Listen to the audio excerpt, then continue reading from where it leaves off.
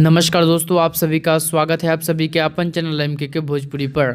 तो दोस्तों, एक बहुत ही बड़ा बवाल गाना आ रहा है सुपरस्टार गायक व नायक मिठू मार्शल का, जिस गाना का नाम है दिल लेके भइल फरार लाल सलवार वाली, जो कि यह गाना पूरी तरह मार्केट में तहलका मचा देगा। तो दोस्तों, आप सबको इस न्यूज़ के माध्यम से बताया जाएगा कि इस गाना को कब और कितने बजे रिलीज़ किया जाएगा।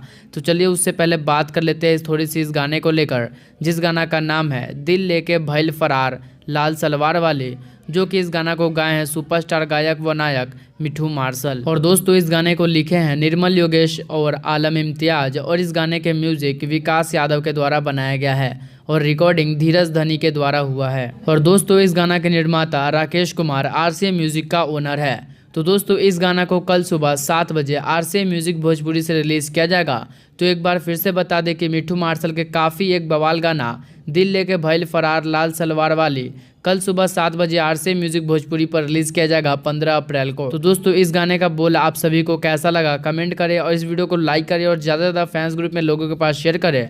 और मिठू मार्शल फैंस इस वीडियो को लाइक जरूर कीजिएगा और सब्सक्राइब कीजिए हमारे चैनल एमके के भोजपुरी को इसी प्रकार से सबसे पहले न्यूज़ जानने के लिए।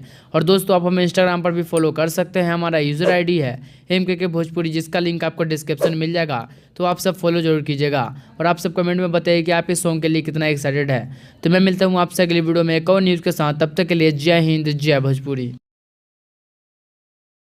भोजपुरी इंडस्ट्री से जुड़ी कोई भी खबर सबसे पहले देखने के लिए सब्सक्राइब कर ले एमके भोजपुरी को, और साथ ही घंटी को दबाकर ऑल कर लेता है कि कोई भी खबर डालूं सबसे पहले आप मोबाइल तक पहुंच सके बिल्कुल फ्री में।